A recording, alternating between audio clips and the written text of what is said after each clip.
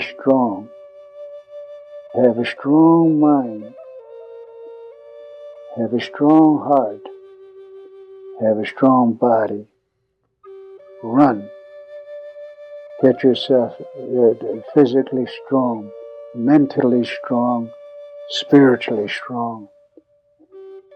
You could do anything, no matter what it is.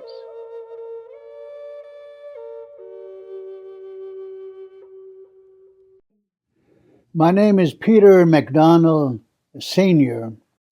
That spells with M-A-C Donald, not M-C Donald. A lot of times people mistake me for McDonald hamburger type McDonald. No. My clan is Haskie. It's yucca fruit. And born for Petani, the ones within themselves. And my grandfather on my father's side is, let me go back to the grandfather on my mother's side, the Shi. And of course, my grandfather, and I'm married into a Todechini clan. My wife is Todechini, so all my kids, their first clan is Todechini, and they're born for Haskie. Reflecting on his life, MacDonald shares of his childhood and family. I was born actually sometime in May or June 1928, but BIA being what they were, they gave me a birthday of December 16th.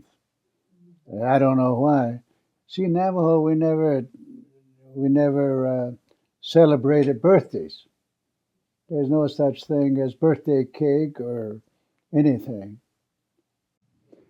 My parents were from Four Corners area, Tisnazpas, and they were all mostly livestock people. Herding sheep, have few cows, horses, and farm. Pretty much self-sufficient in that fashion, having animals, livestock, as well as farming. And they all live within that Four Corners area, sometimes drifting into Utah in summertime up on the mountains, and then spend the winter in Utah. MacDonald grew up in the Four Corners area, where his view of the world was shaped by the Four Sacred Mountains. What I realized when I first became aware of the world in which I was in, right around Tisnazpas, Four Corners area, was that this was a Navajo world, that we were the only ones here. And all the stories that I heard being told to us, how we came from the first world, second, third, fourth, this world here, and how the Four Sacred Mountains were built, placed by the holy people. The eastern one, Sierra Blanca in Colorado, and Mount Taylor in New Mexico, San Francisco Peaks, Tocosli, Western Mountain, and the Benza, La Plata Mountain in Colorado. These four sacred mountains were placed sort of like a boundary for Navajo Nation. All those mountains were protected us, and all our prayers and songs mentioned those mountains all the time in clockwise fashion. Though he went on to a position of leadership, MacDonald's early aspirations were not focused on public service. My grandfather had a dump truck, and he used to haul coal to boarding schools and get paid. So I knew that if you have this dump truck, you could use it to get paid and have money to buy things. So those are all going through my mind as what I want to be. I like to either work in this office or own a truck, dump truck. It never crossed my mind I want to get a college degree or I want to be a doctor or an engineer or nothing. But that was I never saw it, never heard of it, and so I never aspired to be any of those, or aspired to be a leader of any kind. Although my grandfather, Chile, the second chairman of the Navajo Nation, was a leader. That didn't faze me one bit, except I know he's a leader, and fine, there are medicine men, different kinds of medicine men. There are leaders, there are orators, that I didn't want to aspire to any of that. My vision was working in an office and owning a dump truck. MacDonald found that he enjoyed school, specifically math, but boarding school was not a welcoming place. I dropped out of school after finishing sixth grade. I was going to Shipwreck boarding school. Boarding school was very tough, very rough. They were mean. Not only the students, bigger students were mean, but the faculty at the school, Bureau of Indian Affairs boarding schools, were very mean as well. So I just dropped out when I was in sixth grade. And my grandfather wanted me to be a medicine man. So I stayed with him for one whole year, learning to be a medicine man, and I dropped out of that school. So I started looking for work. Well, this was right in the middle of World War II. So I decided to join the Marines, and simply because I saw some of my fellow Navajos from Tisnazpas area join the Marines. They come home with a beautiful blue Marine Corps uniform, and I want to wear a uniform like that. Growing up on the remote Navajo reservation, contact with the outside world was limited. The only sense of another civilization was a trading post at Tisnazpas, where we see a strange being, white skin, blue eyes, blonde hair, and talks a language they don't understand. That was Bilakana in Navajo. And that Bilakana is not a Navajo, almost like not a human being. It's something else. We're the only human being, Diné. We're Navajos. So we stay at distance. We suspected that they can do things we cannot do. Peter gained a new outlook on those around him, as well as himself, while in boot camp. When I was in boot camp, and we get letters from home, and one mail call, I had this blonde-headed kid, blue-eyed guy, take me to the side in the barracks, San Diego. And he says, I got this letter from home. Can you read it for me?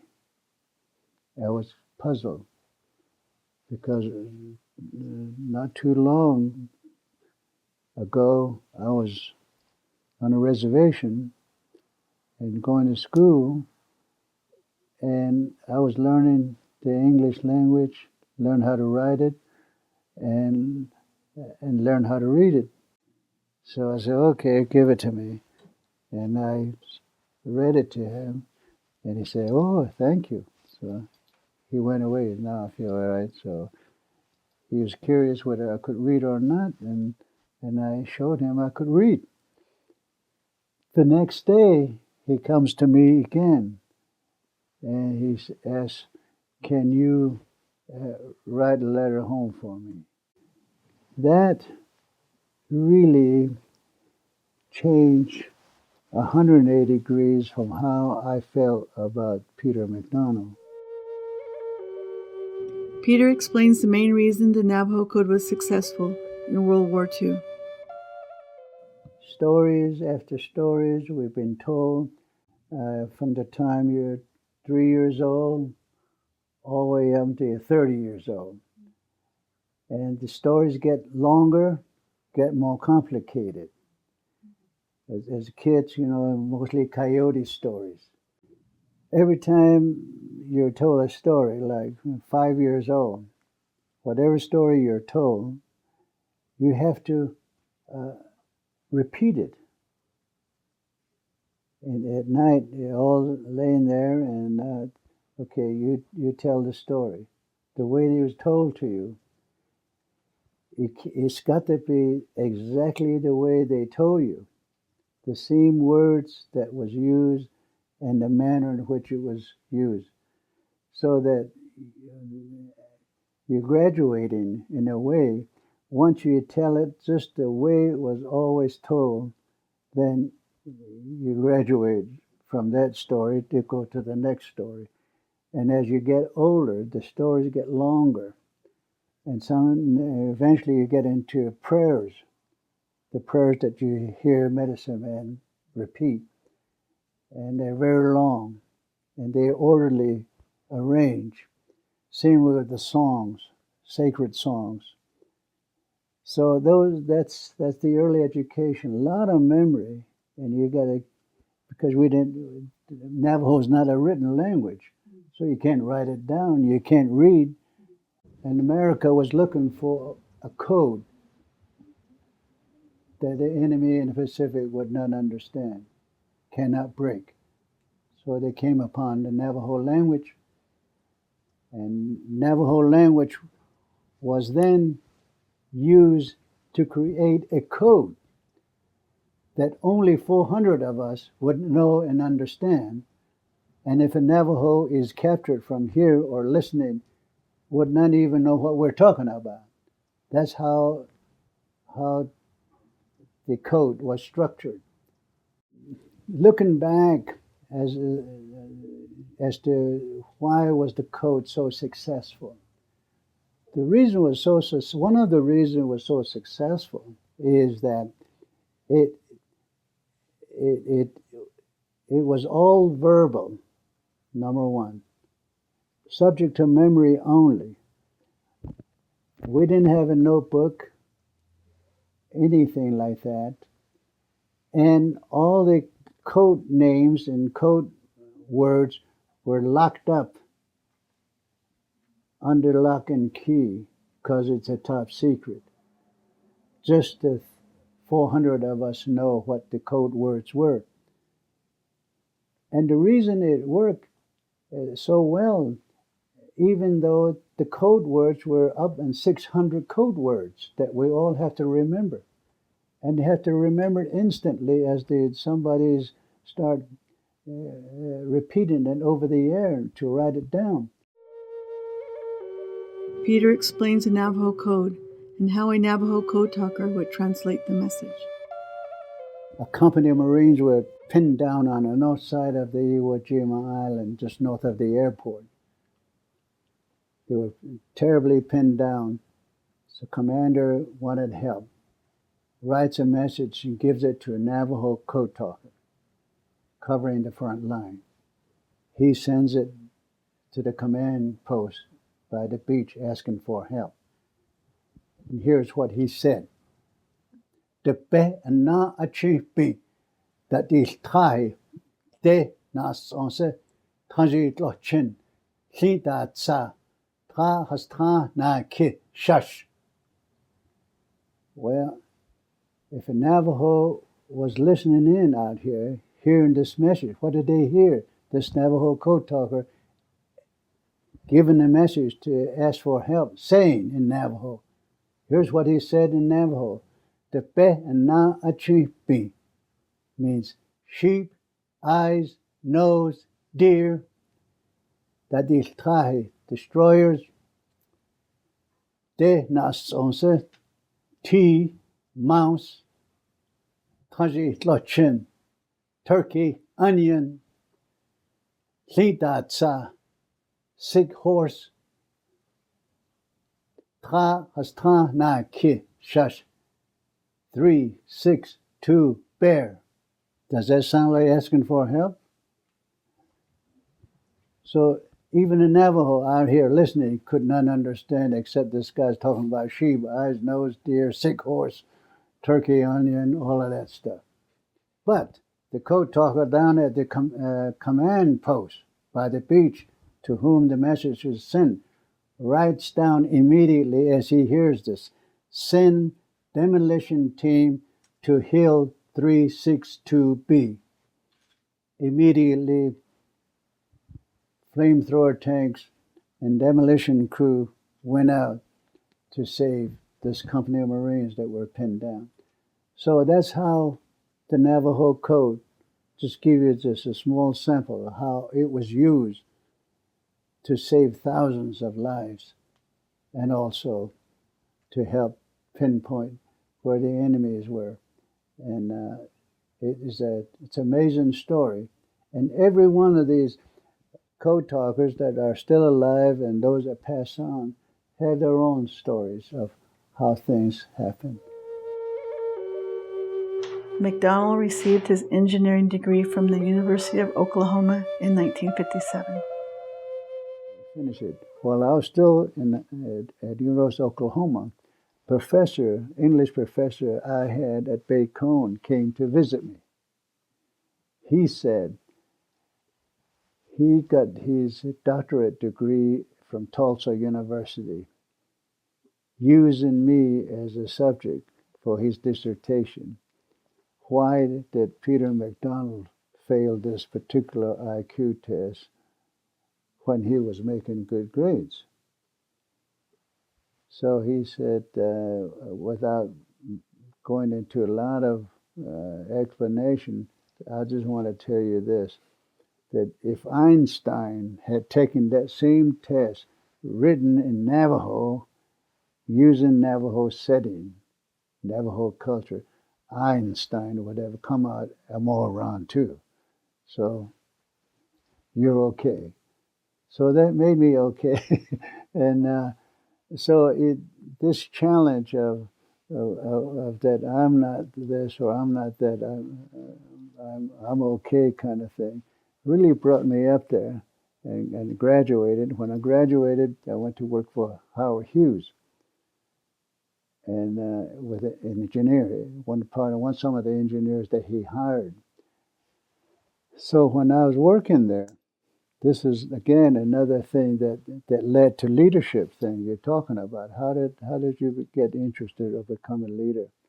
Well, it really came about in this crazy way. That one way was people challenging my intelligence, and that I may be a moron, and I'm saying no, I'm not. I'll show you.